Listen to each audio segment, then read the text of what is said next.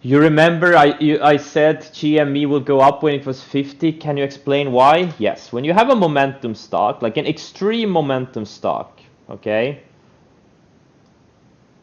We made an enormous move. It went up 14,000% in 4 months. Then it went down 95%, almost, or 92% in a month. And then it got tight. It built this tight range here. Now, when you have a stock with extreme volatility, it gets really tight. Usually that tightness is followed by volatility. And that's exactly what happens. If you study hundreds of examples of this, you will understand it. It's the same movie over and over again.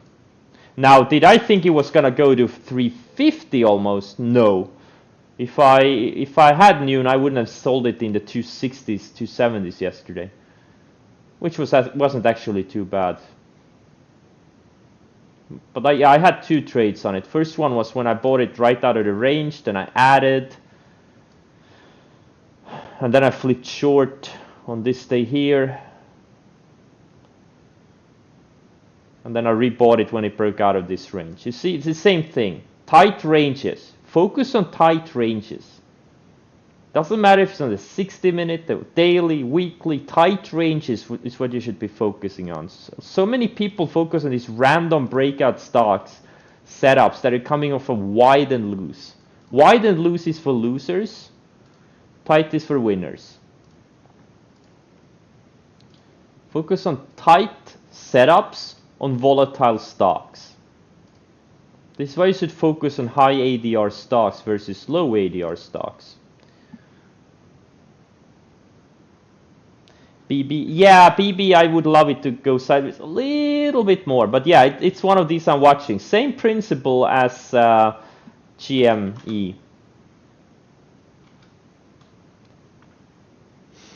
That's what I would like to know too. How do you hide your size in IB? All my other brokers, I can hide the size, or my other platforms in Sterling, and I also started using DAS now. I opened up another Centerpoint account after my Vision account was closed.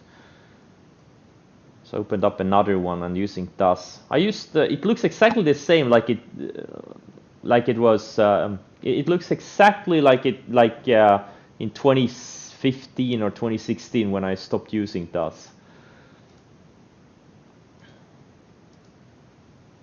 But it's a really good platform. And they're also good to have different platforms, different brokers, different charting platforms. So if one goes down, you always have a backup.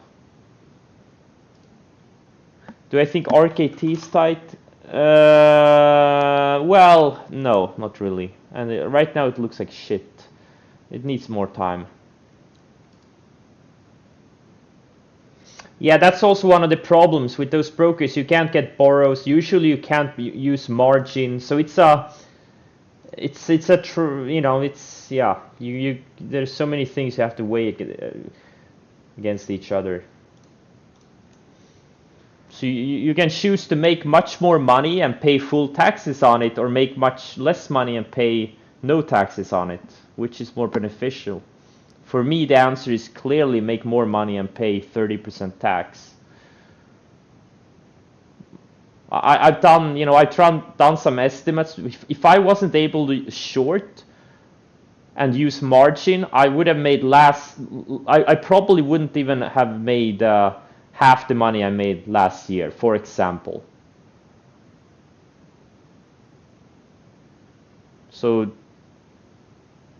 it's between making what I make, paying 30% taxes on it, or making half that amount and paying no taxes. I still make more money by paying those 30% tax. And not to mention, I probably would have worse slippage using those shitty Nordic brokers. They're so pathetically bad for US stocks.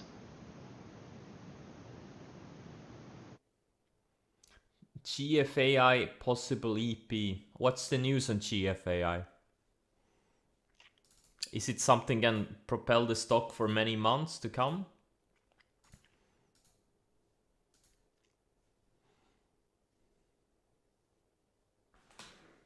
Yeah, I mean, yeah, GME is actually looking very interesting on a weekly and monthly. I mean, this thing is coiled. It reminds me of AMC back in May. This thing was super coiled on the weekly, and I totally botched it. Fuck. Could have been a $30 million trade if I played it right. Fuck.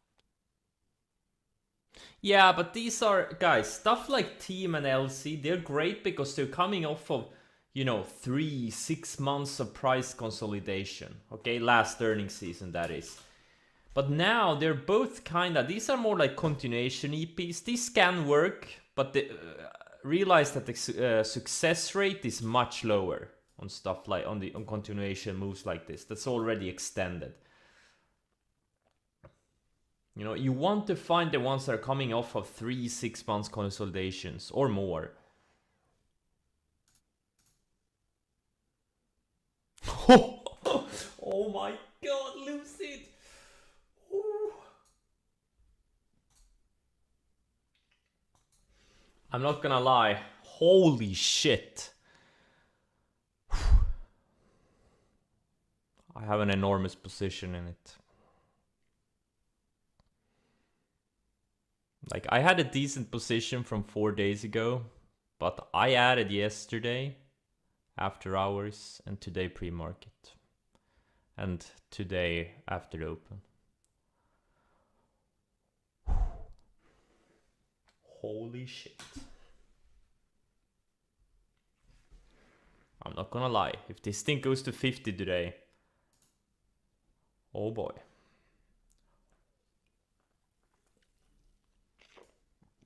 Oh boy. Come on, do your thing. I mean, look at the volume on it. It's crazy. Like, it's already traded 33 million. It's already traded over $1 billion worth of stock. It's absolutely nuts. Holy shit. It's kind of funny. Everyone's trying to find a rationale for this. I'm gonna tell you what the rationale is, okay? It's breaking out of this long flag. That's the rationale. That's why it's going up. Yeah, QS is going. Got myself a piece of it.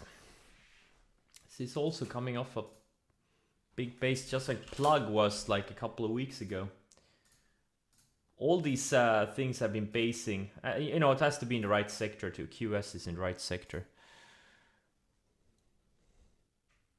Another one that's been going sideways for a long time, this is Palantir. I mean, it's been building higher lows.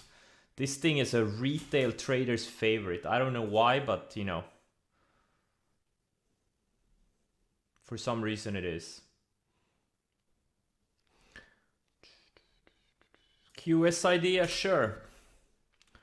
Right sector and the right chart. It's exactly these types of charts and this sector that's been working over the past few weeks. Was kind of no-brainer. One that I regret, or one that really annoys me, is this tan. Man, it just had to shake me out twice. It shook me out twice.